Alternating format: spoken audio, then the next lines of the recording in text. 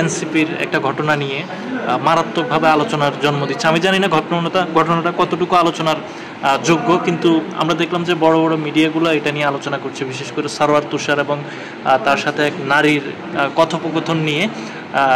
যদিও আমার কাছে মনে হয়েছে যে এটা অতটা আলোচনার যোগ্য না, কিন্তু এই আলোচনাটার মাধ্যমে কি এনসিপিকে ধ্বংসের শুরু বলা যায়? যে এনসিপির যে ভাঙন বা এনসিপির ভিতর যে বিশেষ করে নারী ঘটিত যেই চরিত্র হনন, এটা কি শুরু, নাকি এনসিপির আসলে দোষ আছে? না, এটা তো এনসিপি একটা বডি আর সারোয়ার তুষার হচ্ছে একটা মানুষ। এইভাবে আমাদেরকে দেখতে হবে, মানে স্রোতে গা ভাসানোর কথা বললে তো হবে না। আমার স্পষ্ট মতামত হচ্ছে যে ওই কথোপকথনটা ছিল দুইজন প্রাপ্তবয়স্ক মানুষের।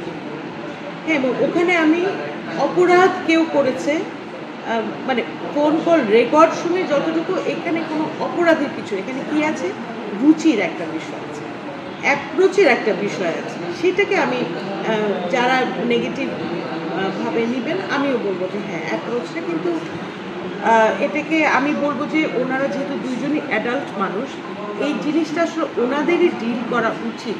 মিডিয়া ডিল করে তো কোনো সমাধান হবে না, এটা হয়তো মুখরোচক গল্প হবে, এটা হবে সেটা। তো ওই জায়গা থেকে এটা হচ্ছে আমার পরিষ্কার বক্তব্য। আরেকটা বিষয় সেটা হচ্ছে আমরা আর বাকি পার্টটা বলি, কিন্তু এখানে তো সব কথা না। কনসার্নটা কখন হয় জানেন? যখন ভাবা হয় যে এনসিপির মতো একটা দল যারা নতুন রাজনৈতিক বন্দোবস্তের কথা বলছে,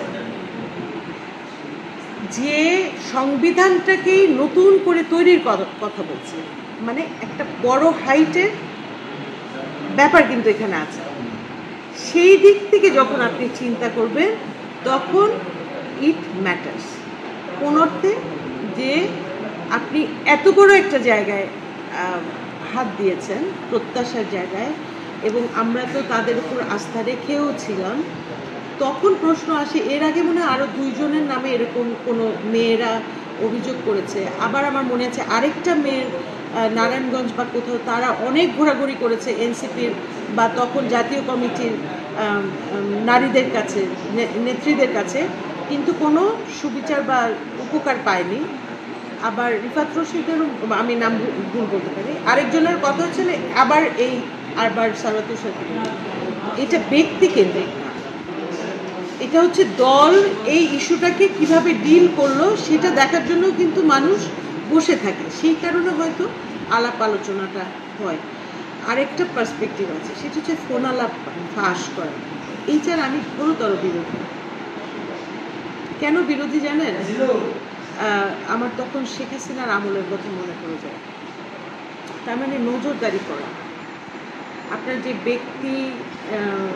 আপনার ব্যক্তিগত তথ্যের, আমরা তো সারাক্ষণ ফোনে প্রেম করি না, আমরা কেউ রাজনীতি করি, কেউ ফ্যামিলি লাইফ মেনটেন করি, কেউ পেশার কাজ করি। মানে এটা কমন সেন্স যে আপনার ব্যক্তিগত তথ্যের নিরাপত্তাটা আপনি নাগরিক হিসেবে রাষ্ট্রের কাছে চান।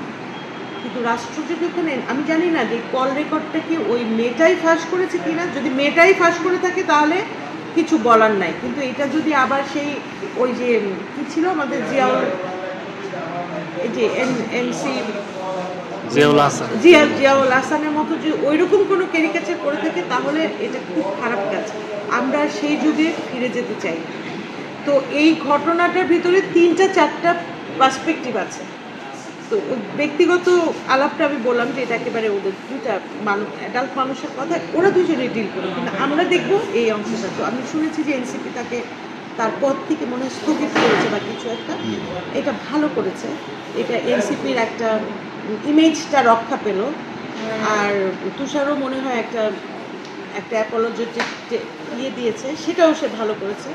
আরও ভালো হতো সে যদি বলতো যে না, হ্যাঁ আমার ওই কথার জায়গাটা ঠিক ছিল না, ব্যাস।